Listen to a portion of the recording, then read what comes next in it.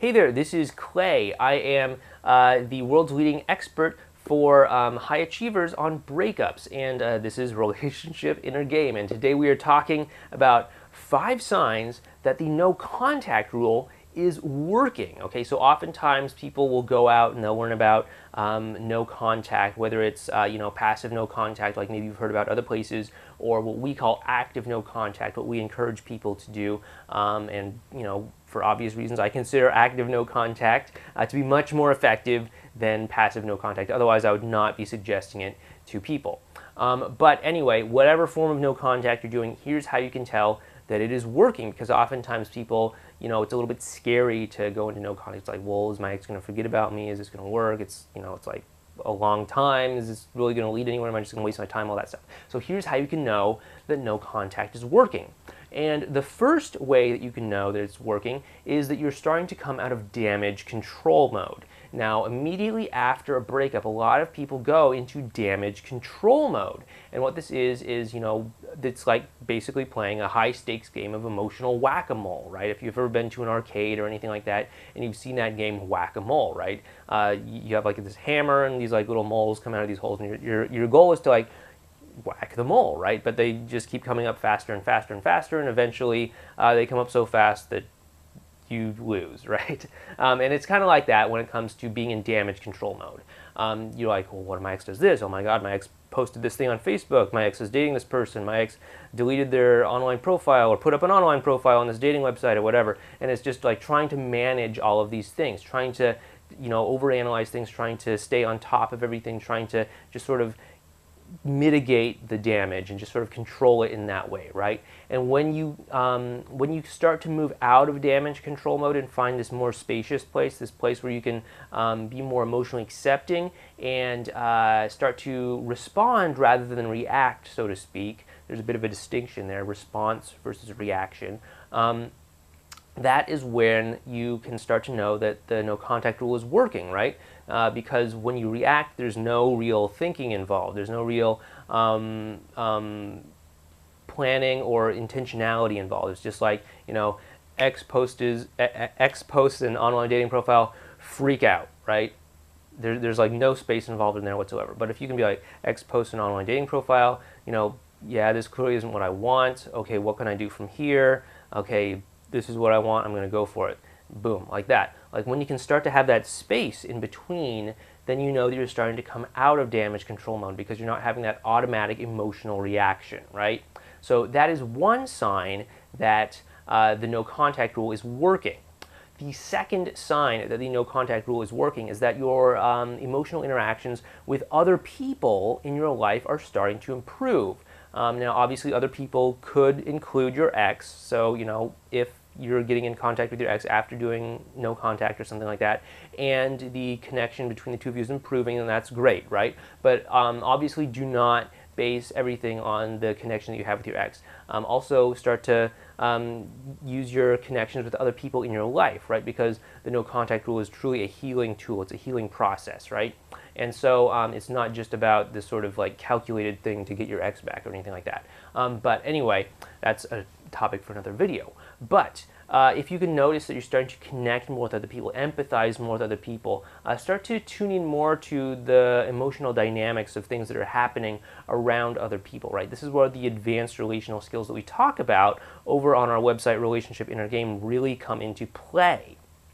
When you can start to grasp those advanced relational skills that we talk about, that is when you can start to know that, active no contact in this case is really working for you, right? It's kind of one of the big differentiators between active no contact and passive no contact, because during active no contact, you're actually focused on acquiring these advanced relational skills so that you can change the way that you're interacting with other people and ultimately change the way that you're interacting with your ex, right? So that is one of the ways that you can know that no contact rule is working. Okay, the third way that you can know that no contact is working is that you aren't really analyzing things so much anymore.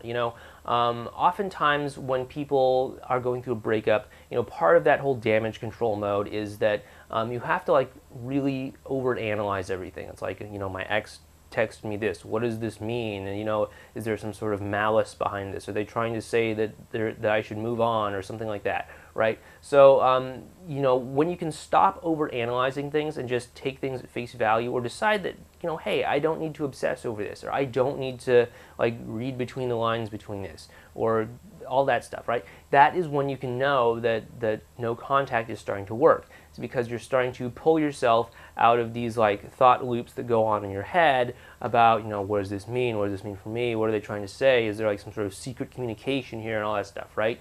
And this kind of builds into the fourth sign that no contact is working, and that's that you're living more in the present moment. Okay, so the less that you can pull yourself out of the present moment with these thoughts, whether they're these over-analytical thoughts or any other kind of thing like fantasizing about getting your ex back, regrets about the past, all that stuff, and simply just live in the present moment, enjoy the present moment for what it is, and not resist it, not complain about it, not wish that it was something else, and not just sort of disengaging from it by over-analyzing things or whatever. That is how you can tell that no contact is working, because you're starting to live more in the present moment. You're starting to do all of that. And the reason that this is important is because that's where you can really connect with other people. It's in the present moment, right? You're not going to connect with people in the future. You're going to connect in the present moment, right? Yeah, you might have plans to do things in the future, and that's great, but you're not going to be connecting with them until that future moment becomes the present moment. So the more you can live in the present moment, the better your ability to connect with people is going to be, right? So focus more on living in the present moment, and you'll know that the no contact rule is really starting to work.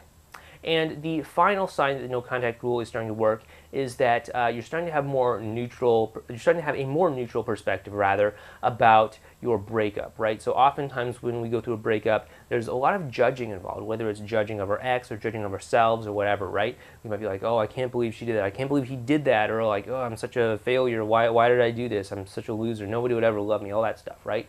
And when you can start to disengage yourself from those stories and have a more neutral look at the breakup, then you're going to know that no contact is really working for you, right? So maybe that isn't so much blaming or yourself or your ex, but more realizing that, yeah, we both had an equal contribution in this breakup. And, yeah, it's obviously unfortunate, but, I can see how I contributed to this. I can see how they contributed to this. Or, even if they did something totally out of character that was totally uncalled for, you can be like, yeah, I can see that was really not the best move, but at the same time, I trusted them, and I totally deserve that consequence. And when you can start to have this more neutral view of it without all the emotional charge, right, beating yourself up, beating them up, regretting things in the past, stuff like that, when you can start to have a more neutral perspective on things, that's when you know that things are really starting to work with the no contact rule, okay? So again, those have been 5 signs that the no contact rule is working for you. And if you'd like to learn more about how you can kind of get back together with your ex, whether it involves the no contact rule, what to do after the no contact rule, or anything in between, please head on over to relationshipinnergame.com and sign up for our email newsletter. This newsletter we send out, it's going to have tips and actionable advice to help you get back together with your ex. And if you feel like taking things a little bit deeper, we do have a training program, but a lot of people get a lot of value from the newsletter as it is and don't necessarily need to go to the training program. But either way, head on over to relationshipinnergame.com and sign up there so that we can start helping you today.